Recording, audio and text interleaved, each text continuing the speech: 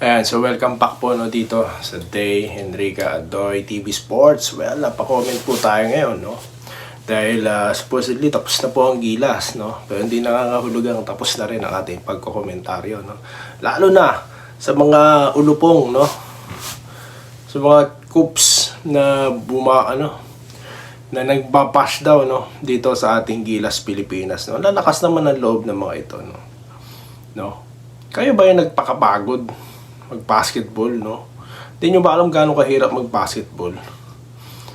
Kung di kondisyon ng katawan nyo, ihingaling kayo na parang malalagot na. Di ba? So, akala nyo madaling makipagsagupaan sa European teams like Latvia? Di ba? Well, nangyayari po talaga, no? Although muntik na tayo manalo against dito sa Brazil, no? Yun na nga lang, may mga lapses po talaga. Yun nga po yung sinasabi natin dito sa channel, di ba? Hindi natin masisisi yung mga players. Dahil nga po iba po ang structure ng Gilas Pilipinas eh. Kaya nga sinasabi ko dati, sana si player A nandito, no? Kaso may mga circumstances that they can't control, di ba? So ganyan po ang structure ng Gilas. So kung anong meron sila, minamaximize na lang po nila. Ganyan po kagaling si Coach Tim ko, no? Sa mga nagbabash, para kayong yung mga nagko-comment na akin ng West Philippine Sea atin. Pero di naman makapunta doon. Ngayon, ang labanan doon, palakulan ba't kayo? Di kayo magpunta doon. Ginuuso natin yung mga soldiers. So, ganun din. Ginuuso natin ang Gilas Pilipinas players. At least doon po, fair and square ang laban. Bola po talaga, no? Which is... Pero pag nanalo, kala nyo naman, mga matagal kayo mga fans. Kala nyo, simula foundation ng team, nakasuporta kayo kung makapag-post kayo. Meron ako kilalang mga ganyan. Makapag-post, kala mo.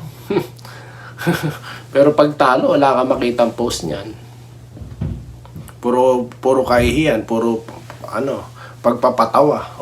Nako, yan po ang kultura natin. I mean, yan po nagiging ugali, no? Side part ng mga Pinoy. Sa totoo lang, napapansin ko, no? I have the right to say that dahil I've been to other country, no? Katulad dito sa kinalalagyan ko, katulad sa Singapore. They don't bash their team like that.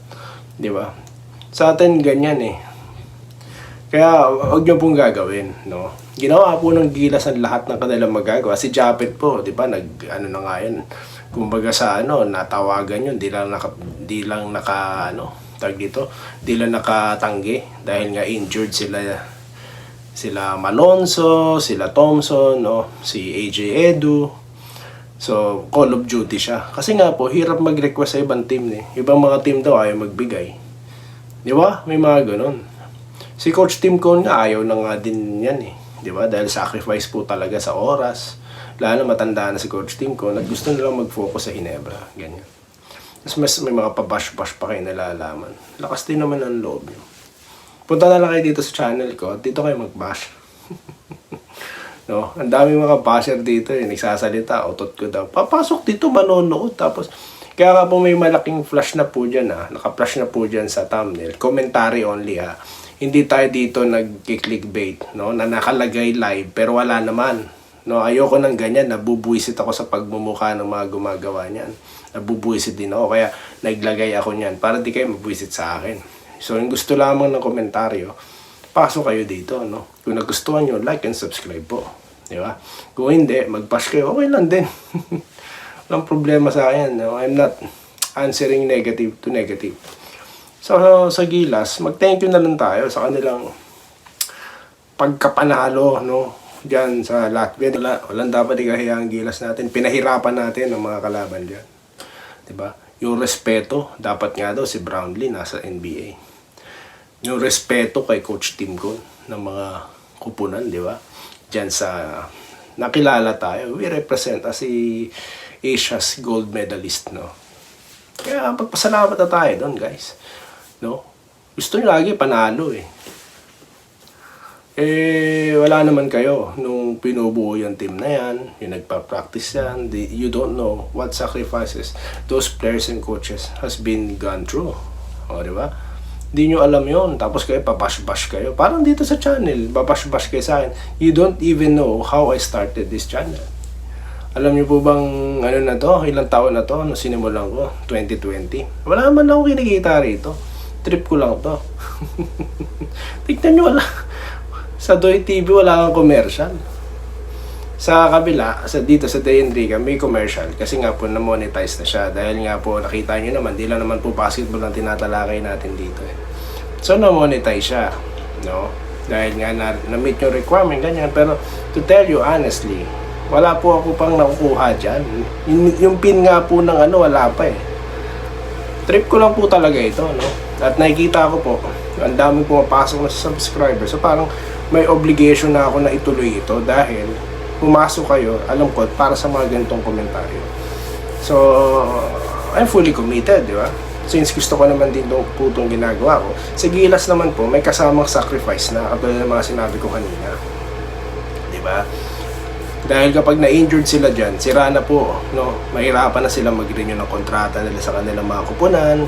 Diba? Napakarami po nakapaloob dyan. Kaya, excuse me po.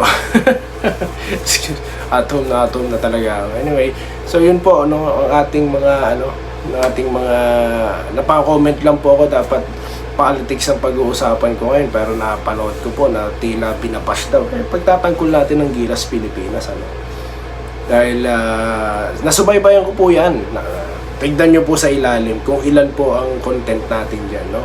Kung wala man dito sa Day Enrica, sa Doy TV Sports, kung paano po binuo yung team, no? Yung mga practices ng team, no? At yung mga issue behind the team. Naku po, napakagandang story. Gagawin ko nga po ng documentary. Wala lang po talagang time kasi nga hindi ko naman po talaga hanap buhay ang pag-YouTube, no? Wala po tayong mga editors dito.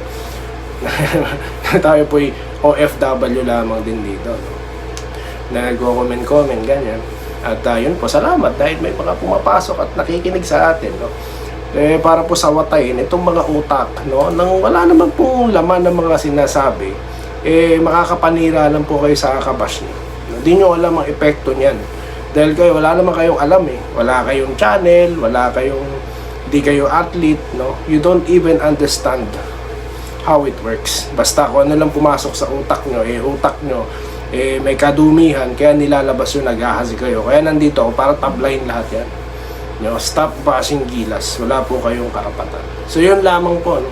At maraming salamat sa inyong pakikinig. At kung nagustuhan nyo ito, supportahan nyo po ako para dumami tayo. Banggain natin itong mga basher na wala man lang ka sense bang bash. So yun lamang at maraming salamat po at magandang araw sa inyo lahat. Salamat po sa panonood. Subscribe na para sa mga susunod na basketball at boxing videos.